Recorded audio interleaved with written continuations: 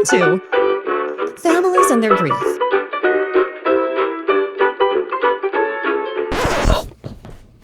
Families are so complicated, aren't they? Especially when it comes to grief. Everyone seems to grieve in their own way, and sometimes people just can't seem to get together. They can't seem to understand each other. They can't seem to figure out what the other person needs. It's hard enough for us to know what we need more than anything, isn't it? I have a story to tell you. I worked in a hospice, and where I'm from, residential hospices are an actual building. Most of them have 10 beds, some have 6 beds. We had this one family come in, and by family I don't mean every single one of them were dying. That's not what I mean. This family came in, so the mother was the matriarch of the family. You know, when they came in, they did what she said, and it wasn't just because she was dying, it was because they were used to doing what it was that she said. And from the ER, they sent her to the hospice. They didn't send her home, they didn't keep her in the hospital, they sent her directly to us.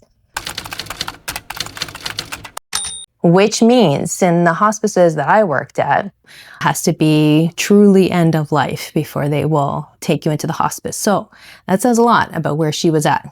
So this woman had a daughter, 2 sons, and a husband, all of which the children were all adults. And she came into the hospice, and usually in each hospice, there's the hospital bed, there's the recliner chair. Like it's a cozy room. You have your own room, you have your own bathroom, you have almost everything you need there. So when she came in walking on her own 2 feet, and she sat down in the recliner chair, and she kept talking about when she gets out of here, when she gets better. And all of us, we get the down low of every single person before they come in. We know what their prognosis is. We know what disease they're dying from. This woman did not. And it sounds weird, doesn't it? The doctors that had talked to her and told her, I'm not even sure what they told her. They told her that she had this type of cancer, that it was aggressive, that it was everywhere. And she was so strong-willed that she was sure that she was going to be okay, that she was going to get better. And it was just a matter of when, and she was just here to get better. And of course, we knew otherwise. So we have to tread lightly when people come into the hospice like that. And it's a shame because the system is so broken in so many ways. And a lot of doctors, physicians, nurses, they're not trained, which is still unbelievable to me that a lot of them are not trained in how to have these conversations with people. So because they're so busy, because they're so short-staffed, because they have so many patients that they need to see in a day, so many things that they have to deal with, they don't know how to have these conversations. Maybe they feel like they can't, they're not equipped. Maybe they don't want to because, having these conversations, telling someone that, I'm sorry, you're at the end of your life is not an easy conversation to have. Unfortunately, this poor woman fell through the cracks, so to speak, and had ended up in this hospice, and I don't know how, because to come into the hospice in ours, you have to sign a DNR, which is a do not resuscitate. And so I guess she had signed everything that you need to. She came into the hospice, and it was quite interesting. So from when she walked in on her own 2 feet into the hospice to when she died was about a week and a half. It was really, really quick. It was a very aggressive cancer. I think it had spread everywhere.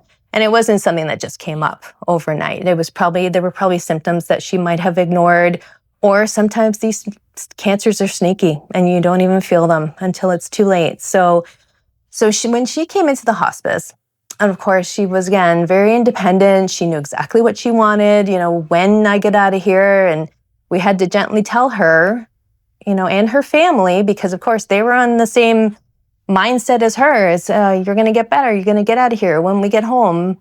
So we had to tell them all, it's not the way it's going to be. You are dying. This is a hospice. So it was quite interesting watching the dynamic of this family. It was incredible. So as the woman got more and more tired, more and more weak, and got to the point where she was unresponsive, it was interesting to watch how the family dynamic changed so drastically. Once there was no voice for her anymore, she was no longer conscious. She was no longer able to converse with anyone. She was no longer able to engage with the world. Her daughter took over. And it was just fascinating to watch from the outside. The daughter magically took over this matriarchal, is that the word? I'm not sure. The head cheese of the family. The daughter almost took over this mother's position. Suddenly she was the head. She called the shots. She was telling everybody where to go, what to do, what this looks like, taking care of her mom. She helped change her clothes. She helped brush her hair. She helped wash her. She was just incredible. She was the one that was telling all the family what to do. She was telling the extended family and friends who wanted to visit. She was scheduling everybody to come and go because this is how it's going to be. It was really interesting to watch. The husband went very quiet. Actually, to be honest, he was quiet from the start. But he got very, very quiet and he started to walk and pace. And that was his coping mechanism. In all the hospices that I've worked in over the years, most of them have a sidewalk that goes around the hospice. So he was outside most of the time, just walking, and he would be inside. He would be pacing the halls constantly. That was his coping mechanism. He didn't talk. We offered to, talk to him, see how he was doing. Nope. He wanted none of it. What his body needed at that time was to move. He needed to keep moving. So he would come back. It's not like he completely ignored the fact that she was there or what was going on. He would come back. He would, come into the room. He would sit maybe for a few minutes and then he was up and gone again. He was pacing. He was always there. He was in the vicinity of the hospice, but he was walking. He was constantly walking around the hospice. And then there were the other two boys. So the daughter, and I'm not sure what the age range was for these kids. Well, kids, they were adults, but the residents' children.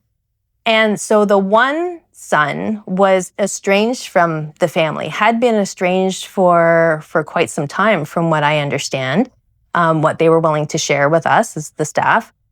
After she first arrived at the hospice, he came to visit her.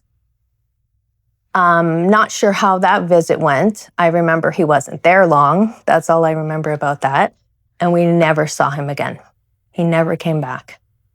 The other son, it was very sweet. He would crawl into bed with his mom, almost like he reverted to the childhood version of him, and he just wanted to be with his mom. He just crawled in with her.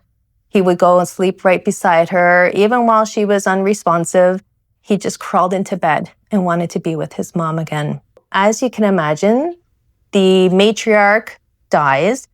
The daughter seemed to have taken over. She kind of had that almost like, I don't know if she just had that personality. Maybe the mom had trained her whole life. Honestly, it was like the mother's soul went into her daughter and just took over. It was incredible to watch because she wasn't like that when her mom was conscious. Her mom called the shots and the daughter was quite quiet but I tell you, the daughter just took over, almost like it was her role, like she just went up in the ranks. Imagine going forward, these completely different personalities, how are they going to grieve? How are they going to connect with each other when they miss this woman who was clearly a big presence in their lives? When you think of how all of them were, the dad who didn't want to talk about anything while it was happening, I'm quite sure he probably would still not want to talk about it. And then the one son who just really wanted to be with his mom. He just wanted to curl up with her and be with her. And then there's the daughter, of course, who was the doer. She was the task-oriented, griever, right? That was her way of coping, was tasks needed to be done at a timely manner. And I tell you, when someone dies, there's lots of tasks that need to be done. There's people that need to be called. If there's a funeral, that needs to be arranged and organized and paid for. There's wills. The paperwork is ridiculous when someone dies. So she has a lot that she can do that will keep her busy. The problem is, especially for her, what I can envision is that once the tasks are done, what does she do? All the grief that she had put aside because she was keeping herself busy, because she was keeping herself task-oriented, or, she could always keep herself busy with work and try not to think about the loss that she just had, how painful that was for her. And then the son that crawled into bed, you could tell he was the feeler. He's the one that would probably, I would imagine, do well with one-on-one support or finding people that understand him and he can talk to and talk his feelings out. And then there's the poor husband who I imagine has been with this woman for many years. If they had these 3 adult children together, they had been with each other for quite some time. So how does he navigate life going forward without his wife? What does that look like? Because especially with the personality that I saw, you imagine that she was the type that took care of everything for him. She probably, I imagine, cooked all the meals and arranged their schedule. And he always knew where to go, who to be with, what to do, because she let him know what needed to be done. They all lost someone that was a big presence in their life, whether it be a mom or dad or whoever it was their parental figure. That's a big loss in your life. So you think that your siblings are going to be there for you. And when they're not, or not in the way that you need them to be there for you, that in itself is another loss. It's a loss that is a really hard pill to swallow. And then the weird part is, a lot of times people that you would never expect to be there for you are suddenly there for you, whether it's a neighbor or a coworker or a friend that was kind of a friend, but, not that great of a friend. All of a sudden, because they've been through the same loss as you, or because they are just willing to hear what you have to say. How do you feel? Are you doing okay? Do you want me to mow the lawn for you? I know this is a lot. I know you're exhausted. How about I take the kids to school for you? If you don't have the people that you think would be there for you and they can't be there for you, in whatever reason that is, maybe they're just not ready. Maybe they just deal with it differently than you do. Find your people. There are always people out there that get it, that get you, that will understand you, that will be able to help talk you through it. Whether that be one-on-one grief support with a counselor, whether it be a support group that, have a similar loss to you, whether it be there's online groups that you can join, or just in your community. There's always someone out there that will get you, that will understand you, and that will be able to help you talk through all the feelings that come with grief, especially when you lose a parent. Thank you so much for watching. I really appreciate you, and you're welcome to come and grieve with me anytime. I really hope that stuck.